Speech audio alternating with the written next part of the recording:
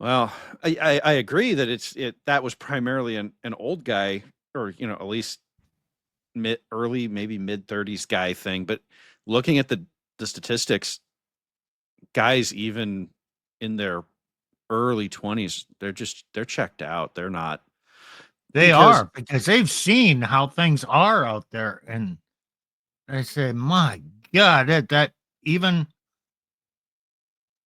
even just a one woman relationship, it's yeah, damn near impossible. The entitlement, the delusion, I just can't even relate to that. Plus, I'm not interacting with women, and this whole dating app thing, it's a scam. Uh, yep, Screw that." right. So I think what's people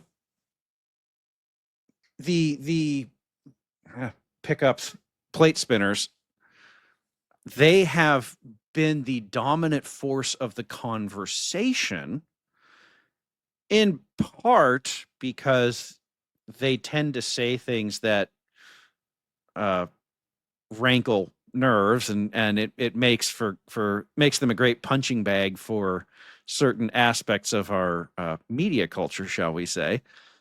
But I think if you actually look at the numbers and the data, most guys, they only stick around that stuff for the emotional catharsis, the emotional release of having their understanding of the world validated. I think a lot of them kind of look at it and go, that's all great, but why would I want to do all these pickup things just to get a woman who, eh, land whale, bad attitude? Like, why would I spend so much effort on women? And I Right. think they just leave. I don't think they stick around. They get their emotional release and they're gone.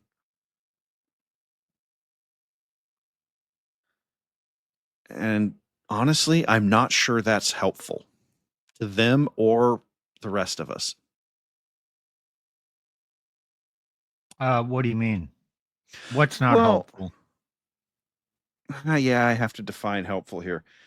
There is a percentage of guys for whom that form of the red pill is going to, they're just going to gel with it. They're going to mesh with it. They're going to say, "Yep, I can do this. I can take this. I can get the women I can get the women I want. I go to the gym. I've got my finances on order. I can take care of this. I can do this. I just need to, for them it's Right. just plugging in another thing." I think for most guys it isn't that.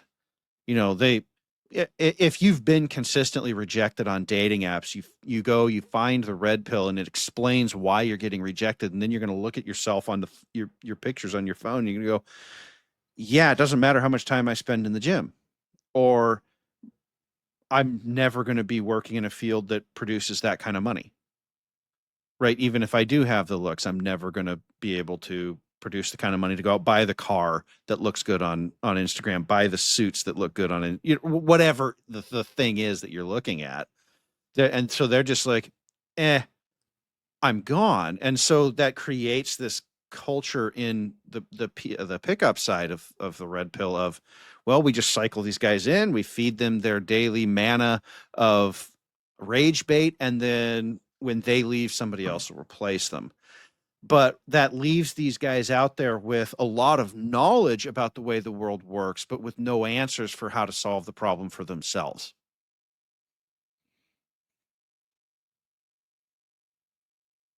Yeah. Well, I have some theoretical solutions, but in practice, I don't know. It's Well, kind of I'm at mercy of society just like everyone else. right, and I wasn't trying to say that we're going to give you all the answers tonight, because I'm not even sure if we have all the answers to give. And that really wasn't the point of what I'm saying. I think No, more I know. the problem is okay, we've got these guys out who, they know the data, they know how girls work, and they're depressed. And so you could make the argument that the pickup side saves them from unaliving themselves for now, but they're still depressed. They're still not having any success with women. And on the pickup side, they'd say, "Oh, well, you're just not applying the stuff enough. You're just not hustling hard enough." And I mean, we've talked about this before. Most men aren't, just by the law of tyranny of averages, they're not going to have the IQ to pull off that sort of culture and mindset. And okay, here's bottom line. Okay, you mean I have to bust my ass, make more money. mm-hmm, I have to go to the gym every day to get, mm-hmm. fit and all that. And then I can hope to get a woman with a high body count and a bad attitude. I don't know. I don't think it's worth it. Right. And I think that's where we've mostly gotten to for most guys, is they're just the high value men are going to float to the top of the red pill. They're going to get out there. They're going to find what they want. And then the rest of the guys are going to, the red pill just becomes sort of yet another, I hate to say it this way, but yet another failed strategy to solve their problem. Yet another failed attempt.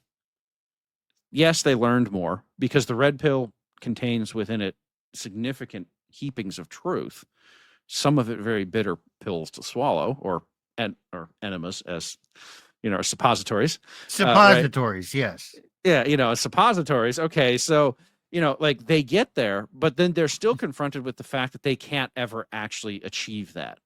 And the red pill guys will say, no, they could. They just have to apply themselves. And I would turn around to those guys and say, no. For the majority of guys out there, there's no amount of application that's going to break them into the top 10% that women might be willing to break their rules for. And what that means then is that the only relationships out there available to them are these mid women who are just here to suck your resources. On Twitter, I sent this to you guys in the private chat. I found another one, and she was on this guy. He's a CPA and he does tax advice on YouTube for these people. And she's basically out here popping out kids because they're tax breaks. She can get child credits.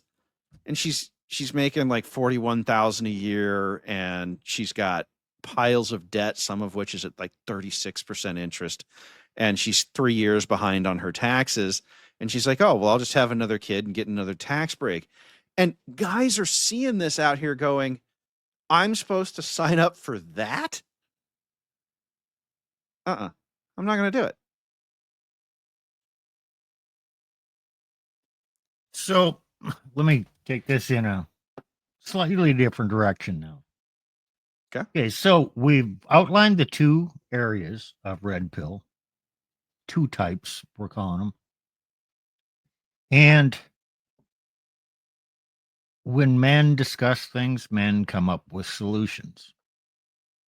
So on the spinning plate side, those guys are focused on practical solutions to live your life and have a woman in it, or multiple women, to live, according to them, the best life you can. So they're focused on techniques and safeguards so you can do that, and how to the self-improvement side. Yep. On the long-term side, I guess I'm going to talk about what we focus on, and then we can kind of go into that.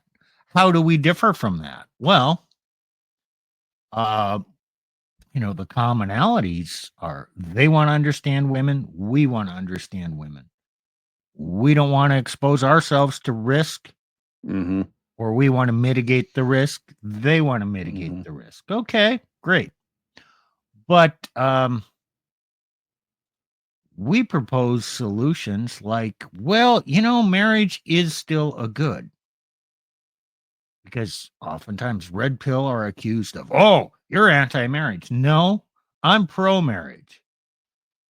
Just am not pro-secular marriage. I'm pro-traditional marriage, the church marriage without the state, without the laws governing that.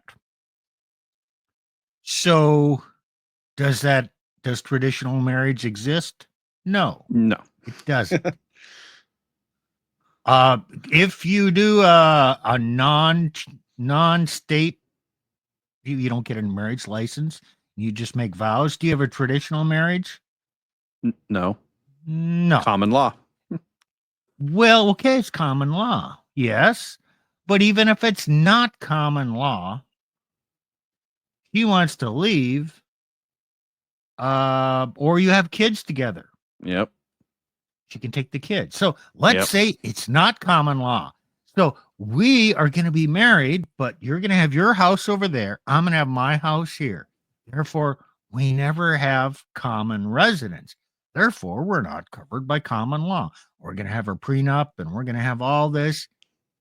You still can't, okay, and you're being very non-traditional in order to be traditional. But even then, if she decides to leave, chances are she's going to take the kids and you lose. The man loses. The state's still going to step in, order you to pay child support, order you to give the kids to her. You know, there is. I don't care about child support as long as it's reasonable. That's fair.